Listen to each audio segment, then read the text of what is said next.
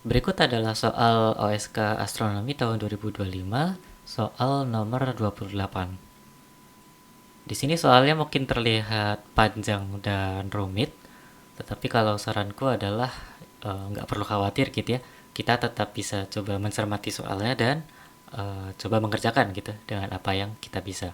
Jadi soalnya berbunyi, dari data Sloan Digital Sky Survey atau SDSS, terdapat dua galaksi yang berdekatan, galaksi A dan galaksi B.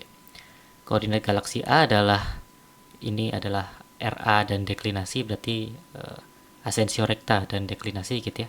Di kita punya koordinat galaksi A dan koordinat galaksi B juga kita ketahui koordinatnya.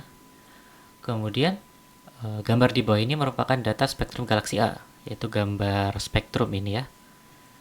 Garis-garis emisi hidrogen alfa dan hidrogen beta di laboratorium adalah pada panjang gelombang sekian gitu. Jadi ini diberikan panjang gelombang laboratorium untuk H alfa dan H delta. Oke. Selanjutnya diketahui kecepatan cahaya C sekian, lalu diberikan konstanta Hubble H0 sekian.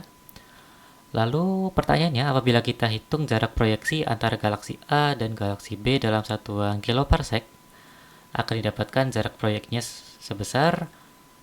Oke, untuk membayangkan cara mengerjakan soal seperti ini, kita bisa gambarkan gitu ya.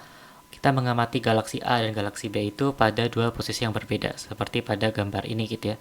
Masing-masing punya koordinat RA dan deklinasinya sendiri. Ini tidak perlu mendetail gitu ya, mana yang kiri mana yang kanan. Yang perlu kita bayangkan adalah mereka punya suatu jarak gitu ya antara galaksi A dan galaksi B. RA dan deklinasinya memiliki perbedaan dan ya kita sebutkan jarak antara keduanya sebagai delta theta untuk sekarang. Sementara itu kalau secara tiga dimensi kita juga bisa menggambarkan posisi galaksi A dan galaksi B itu seperti pada di gambar bawah ini, yaitu kita dapat membentuk sebuah segitiga gitu ya. Segitiga antara A dan B kita anggap mereka pada bidang yang sama gitu. Kemudian jarak dari pengamat ke galaksi A itu bisa ya kita sebut sebagai R kecil, lalu dari A ke B ada suatu jarak tentunya kita sebut sebagai D, dan lalu tadi ya jarak sudut antara A dan B itu sama dengan delta theta seperti yang ada pada gambar di atas. Nah, jika kita telah membayangkan seperti ini, maka yang ditanyakan pada soal mungkin sudah mulai terbayang, yaitu yang ditanyakan adalah jarak antara galaksi A dan galaksi B. Jarak proyeksi ini adalah ya jarak dalam satu bidang begitu ya antara galaksi A dan galaksi B. Dengan kata lain adalah yang kita sebut sebagai D kecil ini tadi. Lalu bagaimana cara kita mencarinya? Kalau telah menggambarkan segitiga seperti ini, ya kita sudah bisa terbayang. Kita perlu menggunakan trigonometri gitu ya. Kita perlu mengetahui antara sisi miring atau sisi yang samping R kecil ini atau dan juga sudutnya begitu ya. Kita memerlukan paling tidak minimal dua hal gitu ya. Maka coba kita gali apakah kita bisa mencari informasi-informasi ini dari soal. Oke, pertama, kita diberikan sebuah data spektrum gitu. Data spektrum di sini ada yang namanya garis-garis emisi galaksi. Ada garis di sini kita temukan H alpha, lalu ada H beta di sini dan macam-macam garis lainnya, ada garis helium, garis neon dan sebagainya. Tetapi karena di sini kita diberikan informasi tentang garis di laboratorium ya. Garis di laboratorium panjang gelombangnya sekian, lalu ada yang ini merupakan pengamatan yang dalam gambar ini, yaitu masing-masing alfa dan H beta sekian. Hal yang bisa kita manfaatkan dari data garis spektrum seperti ini adalah tentang redshift gitu ya. Redshift dinotasikan biasanya sebagai Z kecil.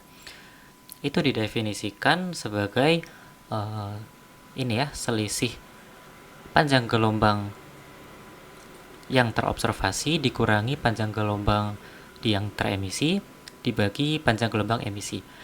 Panjang gelombang yang diemisi ini dengan kata lain akan sama dengan panjang gelombang yang di laboratorium gitu. Jadi dapat dibayangkan galaksi A dan B ini mereka memancarkan garis H alfa dan helium itu pada panjang gelombang laboratorium.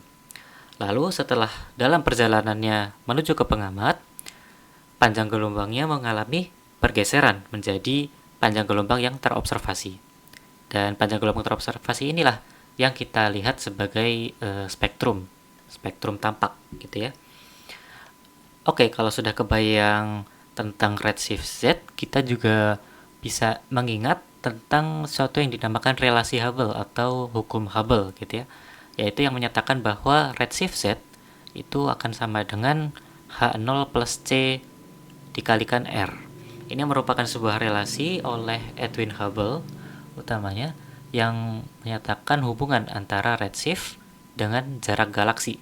R kecil ini sengaja aku tuliskan sama notasinya dengan R kecil yang ada pada jarak antara pengamat ke galaksi A begitu ya. Yaitu dia menyatakan tentang jarak galaksi dari pengamat. Oke, kita bisa coba langsung hitung tentang redshift ini. Coba kita lihat apa yang bisa kita dapatkan. Kita masukkan nilai lambda nolnya, yaitu lambda observasi. Kita gunakan H alfa di sini, yaitu panjang gelombangnya 6827. Lalu panjang gelombang emisi atau panjang gelombang laboratoriumnya adalah 6563 dari yang diketahui di soal gitu. Lalu dibagi dengan panjang gelombang emisi, maka akan kita temukan hasilnya redshift sekitar 0,04. Kalian bisa juga cek gitu ya, apabila menggunakan garis H beta, yaitu dengan memasukkan panjang gelombang teramati H beta, kemudian dikurangi panjang gelombang laboratorium H beta, nanti akan ditemukan hasilnya juga kurang lebih sama. Jadi kita dapat memanfaatkan sebenarnya salah satu saja antara garis H alfa ataupun garis H beta. Oke, setelah itu kita dapat memanfaatkan relasi Hubble gitu ya. Kita ubah persamaan relasi yang di atas tadi. Kita atur untuk menemukan jarak R, yaitu dengan memindahkan suku H0 per C ini ke ruas kiri. Yaitu jika dihitung kita dapatkan tadi ya 0,04-nya kita masukkan sebagai Z, lalu konstanta C dan H0 diberikan pada soal gitu ya. Ini 300.000, kemudian konstanta Hubble-nya 70. Kita masukkan saja angkanya, nanti akan kita temukan hasilnya adalah 171,42. Dan apabila kita cermati begitu ya, dari data yang diberikan, yaitu konstanta C itu dalam kilometer per sekon, lalu konstanta Hubble-nya dalam kilometer per sekon per megaparsec, gini ya, MPC ini adalah megaparsec. Maka ketika kita membagi C dengan H0, itu nanti yang tersisa akan hanya MPC-nya saja gitu. Kilometer per sekonnya akan saling meniadakan. Sehingga satuan yang tersisakan dari perhitungan ini adalah dalam megaparsec. Nah, kebetulan yang ditanyakan pada soal tadi adalah dalam kiloparsec gitu. Jadi akan lebih mudah untuk kita konversikan langsung dari megaparsec ke kiloparsec, kita cukup kalikan dengan 1000. Maka hasilnya adalah 171.420 kiloparsec. Oke, telah kita dapatkan R gitu ya, kita kembali ke segitiga tadi, kita dapatkan R, maka informasi selanjutnya yang bisa kita coba hitung adalah delta theta gitu. Delta theta bisa kita cari, kenapa? Karena koordinat RA deklinasi untuk galaksi A dan B telah kita ketahui gitu ya dari soal. Jadi menggunakan perhitungan jarak biasa seharusnya bisa kita dapatkan. Jadi coba kita hitung gitu. Jadi kita dapat menghitung masing-masing gitu ya. Delta RA itu adalah RA galaksi A dikurangi RA galaksi B. Jadi selisih antara RA galaksi A dan galaksi B yaitu adalah terlihat 6,37 gitu dikurangi 6,14 di sini, nanti yang didapatkan 0,23 sekon. Lalu bisa kita konversikan satuannya gitu ya. Ini saya jabarkan agar terlihat lebih jelas, yaitu kita ubah dari satuan sekon ke satuan jam, yaitu 1 jam itu akan sebanding dengan 3600 sekon. Lalu setelah itu dari jam bisa kita konversikan ke derajat. Perbandingannya adalah setiap 1 jam itu menyatakan 15 derajat. Lalu kita konversikan lagi gitu, dari derajat ke radian. yaitu 180 derajat itu sebanding dengan pi radian. Dengan begitu dapat kita coret begitu ya. Satuan sekonnya kita coret, satuan jamnya kita coret, lalu satuan derajatnya juga kita coret. Nanti yang tersisa adalah dalam satuan radian dan nanti akan siap dihitung kemudian. Oke, apabila kita hitung nanti akan dihasilkan hasilnya segini. Angka yang cukup kecil, tapi tidak perlu dipermasalahkan dulu. Gitu ya. Kita langsung saja lanjut untuk mencari delta deklinasi, yaitu selisih antara deklinasi galaksi B dengan deklinasi galaksi A. Kita dapat hitung begitu ya di sini 42 derajat 44 menit sama gitu. Kemudian tinggal detik busurnya saja gitu ya. 45,06 detik busur dikurangi 38,65 detik busur. Maka nanti akan dihasilkan sekitar 6,41 detik busur. Lalu sama seperti sebelumnya kita lakukan konversi satuan gitu ya. Jadi untuk setiap 1 derajat itu memiliki 3600 detik busur. Lalu dari derajat ke radian itu adalah perbandingan yang sama seperti sebelumnya, yaitu pi per 180.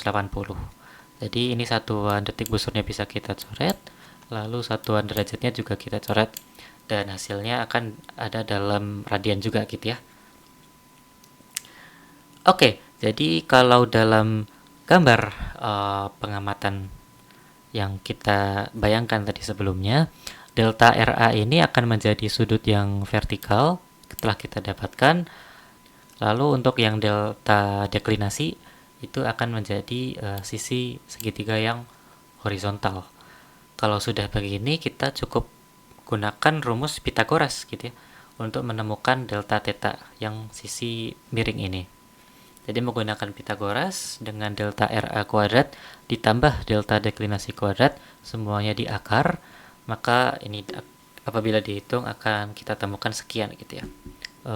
Ya, angkanya mungkin memang sedikit rumit bagi yang belum terbiasa, yaitu dengan menggunakan 10 pangkat minus 5 begini ya untuk perhitungannya, tetapi tetap bisa kalian lakukan apabila sudah sering berlatih gitu ya. Tidak akan masalah dihitung menggunakan kalkulator. Oke, setelah itu diketahui, kita dapatkan R kecil, kita dapatkan delta theta, maka kita bisa dapat aplikasikan rumusan untuk segitiga siku-siku begitu ya. Jadi D akan sama dengan R dikali delta theta, atau mungkin dengan kata lain yang lebih umum adalah delta theta ini akan sama dengan D per R gitu ya. Ini akan berlaku terutama untuk sudut kecil gitu ya. Jadi untuk sudut kecil, tangan atau tan delta theta akan sama dengan D kecil per R. Kemudian karena dia sudut kecil, maka tan delta theta ini dapat diaproksimasi sebagai delta theta itu sendiri gitu.